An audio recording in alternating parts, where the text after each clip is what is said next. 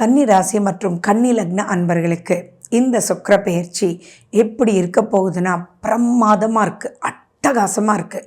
அது எந்தெந்த வகையில் இருக்குது, என்னென்ன நடக்க போகுது, நீங்கள் இதை எப்படி யூஸ் பண்ணிக்கணும் அப்படின்ற விஷயத்தை தான் நான் உங்களுக்கு சொல்ல போகிறேன். எப்போ அப்படிப்பட்ட சுக்கிர பெயர்ச்சி வருது அப்படின்னா 12-25 நாட்கள் கடந்து இப்போ செப்டம்பர் 18ஆம் தேதியிலிருந்து அக்டோபர் 12ஆம் தேதி வரைக்கும் வீர நடை போடக்கூடிய அளவுக்கு அழகாக லக்ஸரியாக சூப்பராக அதீத சுகம் கொடுக்கக்கூடிய வகையில் இந்த சுக்கிர பெயர்ச்சி இருக்குது.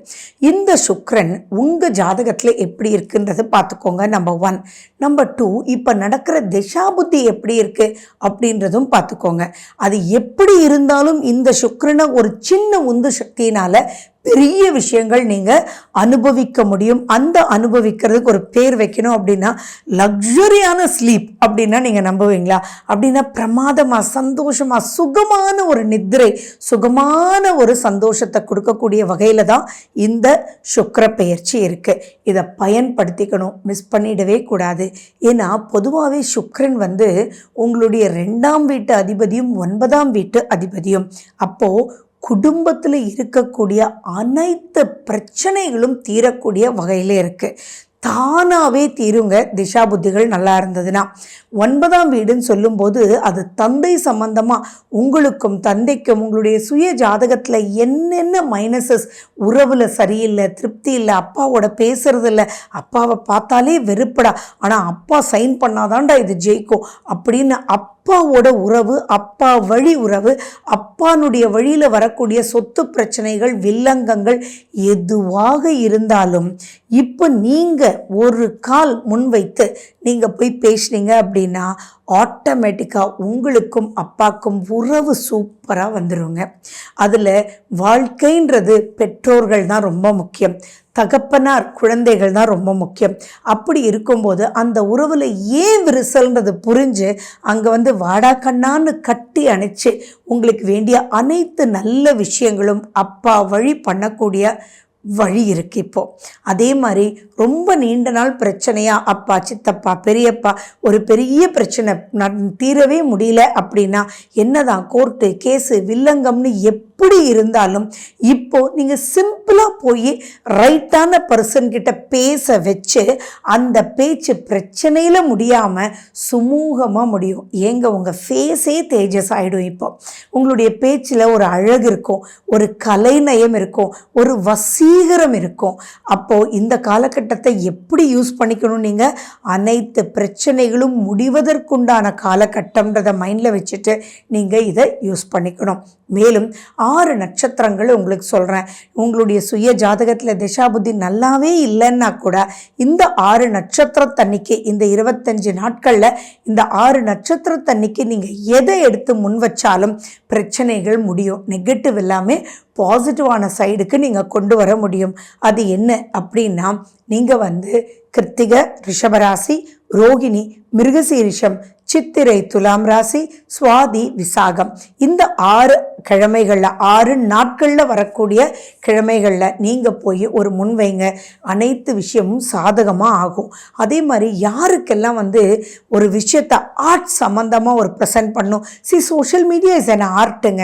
நீங்கள் ஒன்று ப்ரெசென்ட் பண்ணி ஜெயிக்கணும், ஒரு வரைஞ்சி நீங்கள் ஒரு அவார்ட் வாங்கணும் அப்படின்றதுக்கெல்லாம் இப்போ நீங்கள் பிள்ளையார் சொல்லி போட்டிங்கன்னா பெரிய லெவலில் நீங்கள் வர முடியும். உங்களுடைய ப்ரெசன்டேஷன் உங்களை விட, அதாவது உங்களுடைய கற்பனைகளை விட பெரிய லெவலில் உங்களை காமிக்க வைக்கும். நீங்கள் படிச்சுட்டு இருக்கீங்க அப்படின்னா நீங்கள் என்ன எழுதினாலும், ஃபார் எக்ஸாம்பிள் ஒரு எக்ஸாம்னே வச்சுக்கோங்களேன், 30-40 பக்கம் எழுதுகிறோம். அந்த 30-40 பக்கமும் டீச்சர் பார்க்குறாங்க இல்லையே, நீங்கள் எதை ஹைலைட் பண்ணுறீங்க, எதை போல்டாக எழுதுறீங்க, எதை கண்ணில் பட வைக்கிறீங்க, அதை வச்சு தானே மார்க்கு. அந்த மாதிரி இப்போ நீங்கள் எழுதக்கூடிய அனைத்து விஷயங்களுமே உங்களை அப்லிஃப்ட்மெண்ட் கொடுத்துரும். இது உங்களுடைய எஜுகேஷனில் மட்டும் இல்லை, நீங்கள் ஜாபில் இருந்தாலும் நீங்கள் ப்ரெசென்ட் பண்ணுற விதம் இப்போ அவ்வளவு முக்கியத்துவம் உங்களுக்கு கொடுக்குற மாதிரி இங்கே ஏற்படுத்தும். தொழிலில் இருந்தாலும் நீங்கள் ப்ரெசென்ட் பண்ணுற விதம், ஃபார் எக்ஸாம்பிள் நீங்கள் ஒரு டைலர் ஷாப் வச்சுருக்கலாம். அந்த டைலர் ஷாப்பில் நீங்கள் அப்படியே தச்சு கொடுத்துட்டு இருப்பீங்க. இப்போ உங்களுக்கு தோணும் அதை அயர்ன் பண்ணி ஒரு கவரில் போட்டு கொடுக்கலாமே அப்படின்னு. அந்த அயர்ன் பண்ணுறதுக்கு உண்டான காசும் அந்த கவரில் போடுற உண்டான காசும் அதை விட ஜாஸ்தியும் வச்சு நீங்கள் ப்ரெசென்ட் பண்ணுவீங்க. ஆனால் நீங்கள் ப்ரெசென்ட் பண்ணுற விதத்திலேயே உங்களோட யாருமே சண்டை போடாமல் வாங்கிட்டு போயிடுவாங்க. கரெக்ஷன்ஸ் எது இருந்தாலும் ஈஸியாக போயிடும். ஸோ இந்த காலகட்டத்தில் ஈஸி கோயிங், நெகட்டிவை பாசிட்டிவ் ஆக்கக்கூடிய விஷயம் அப்படின்னா எவ்வளோ சூப்பரான ஒரு காலகட்டம். அதே மாதிரி குடும்பத்தில் இருக்கிறவங்களும் உங்களை ரொம்ப நல்லா புரிஞ்சுக்குவாங்க, உங்களுக்கு அங்கே முக்கியத்துவம் கொடுப்பாங்க. அதே மாதிரி உங்கள் டேஸ்ட் பட்ஸே பார்த்தீங்கன்னா இப்போ ரொம்ப டேஸ்டியாக ஃபீல் பண்ண வைக்கும். ஏன்னா லைஃபே ஒரு டேஸ்டி பீரியட். இந்த காலகட்டத்தில் நிறைய பேர் பார்த்தீங்கன்னா நீண்ட நாள் இந்த பூமியில் வாழணும்ப்பா, வெறுத்தவங்க கூட வாழணும்ப்பா அப்படின்ற அளவுக்கு ஒரு இன்ட்ரெஸ்ட்டை கொடுத்துரும். இங்கே ஒரே ஒரு விஷயம்தான் என்னென்னா, சுக்ரன் 2ஆம் வீட்டிலன் போது உங்கள் நாக்கில் சுக்ரன், அப்போது ரொம்ப ரொம்ப ரொம்ப ரொம்ப அழகாக கலைநயத்தோடு நீங்கள் பேசுவீங்கன்னு சொல்லுவேன் இல்லையா. அந்த காலகட்டத்தில் தசாபுத்தி சரியில்லை அப்படின்னு சொல்லி நீங்கள் இப்போ சாதிச்சு முடிக்கும் போது ஒரு வெறுப்பு உங்களுக்கு வரும் இல்லையா.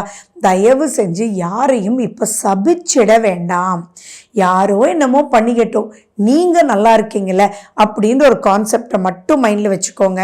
சபித்தல் அப்படின்றது மட்டும் வேண்டவே வேண்டாம். அதை மீறி நீங்கள் பிளஸ் பண்ணுங்க. ஃபார் எக்ஸாம்பிள், ஒரு ஹெச்ஆர் வந்து உங்களை கண்டபடி திட்டியிருப்பாங்க, அதனால நீங்கள் ஜாப் மாதிரி இப்போ அழகாக ப்ரெசென்ட் பண்ணியிருப்பீங்க. அப்போ அந்த ஹெச்ஆர் இப்போ திட்டக்கூடாது. நம்ம என்ன பண்ணணும், டேய் நீ இப்படி பண்ணனால தான்டா இவ்வளோ நல்ல ஒரு ஜாபுக்கு நான் வந்துட்டேன், இங்கே என்ன எனக்கு வந்து ஒரு பொசிஷன் கொடுக்குறாங்க, தேங்க்யூடா அப்படின்ற மாதிரி ஒவ்வொரு விஷயத்தையும் அது பிளஸ்ஸிங்காக நீங்கள் கொண்டு வரும்போது உங்கள் மனசில் இருக்கக்கூடிய வெறுப்பு கம்ப்ளீட்டாக மாறி அதன் மூலிமா நீங்கள் பல அப்லிஃப்ட்மெண்ட் நீங்கள் வந்து பார்த்துக்க முடியும். எதெல்லாம் உங்களுக்கு நடக்கலையோ அது எதுவாக இருக்கட்டும், வீடு கட்டணும்னா தடை, கவர்மெண்ட் சம்மந்தமான தடை, எதெல்லாம் உங்களால் முடியலையோ, எதெல்லாம் பண்ணணும்னு நினைக்கிறீங்களோ இப்போ இந்த காலகட்டத்தை நீங்கள் யூஸ் பண்ணுங்கள். ஏன் சிம்பிளாக சொல்லணும்னா, சமையலே வரல அப்படின்றவங்களுக்கு கூட இப்போ சமைக்கும்போது என்னடா அது எல்லாமே நல்லா சமைக்கிறோம், கண்டினியூஸாக இவ்வளோ நாள் அவ்வளோ நல்லா டேஸ்டியாக சமைக்கிறோம் அப்படின்னு உங்களுக்குள்ளேயே ஒரு சந்தோஷங்கள் வரும். இது ரொம்ப லக்ஸரியான பீரியட். நிறைய விஷயங்கள் வந்து உங்களை பல விஷயங்கள் வாங்கவும் வச்சிடும்.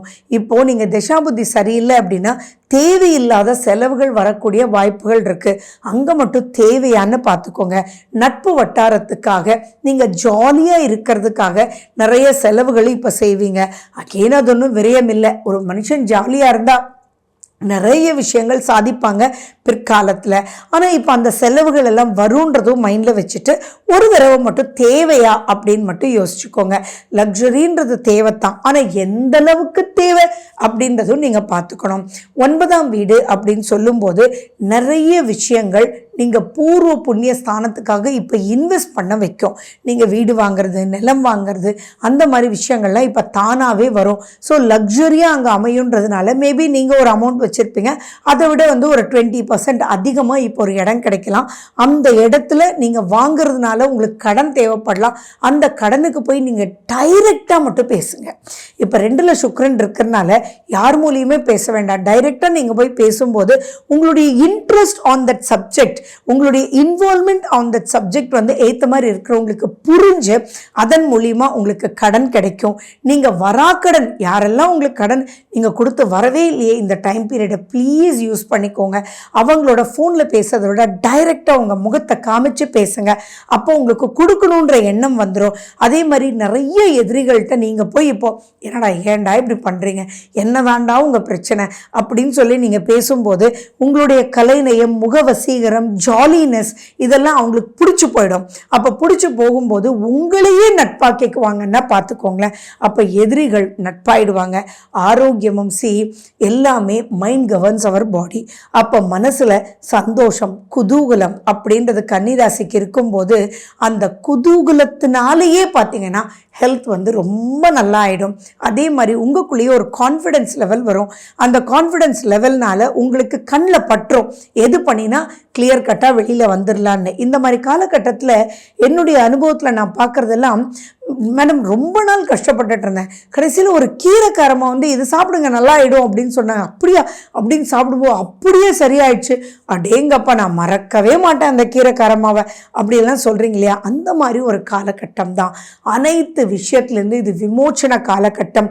உங்களை அப்படியே அப்லிஃப்ட் பண்ணி நெக்ஸ்ட் லெவல்னா உங்கள் வாழ்க்கையில் எதெல்லாம் அனுபவிக்கணும்னு நீங்கள் மைண்டில் வச்சுருக்கீங்களோ அதுக்கெல்லாம் அஸ்திவாரம் போட்டு உங்களை அடுத்த லெவலுக்கு கூட்டிகிட்டு போகக்கூடிய மிக அற்புதமான காலகட்டம். ஸோ கன்னிராசி அன்பர்கள் மிஸ் பண்ணிடவே வேண்டாம். நீங்கள் பண்ண வேண்டியது என்ன, திஷா புத்தியை மட்டும் கரெக்டாக பார்த்துக்கோங்க. அதை மட்டும் பேலன்ஸ் பண்ணி நீங்கள் கொண்டு வந்துடுங்க. சுக்கிரனுக்கு முக்கியத்துவம் கொடுங்க. இப்போ சுக்கிரனை வாவான்னு கூப்பிடுறதுக்காக நீங்கள் விஷ்ணு சஹஸ்ரநாமம் கேளுங்க. குச்சனூர் போயிட்டு வரணும்னா போயிட்டு வாங்க, அல்லது சுக்கிரனுடைய காயத்ரிகள் சொல்லுங்க. ரங்கநாதருக்கு முக்கியத்துவம் கொடுங்க. இதெல்லாம் பண்ணும்போது இன்னும் அந்த சந்தோஷங்கள் பன்மடங்காக பெருகி சூப்பராக நீங்கள் ஜெயிப்பீங்க. நீங்கள் என்னெல்லாம் ஜெயிச்சிங்கன்னு 25 days கழித்து கமெண்ட் பண்ணுங்கள். அது எங்களுக்கு ரொம்ப உற்சாகத்தை கொடுக்கும். ஓகே, நன்றி, வணக்கம்.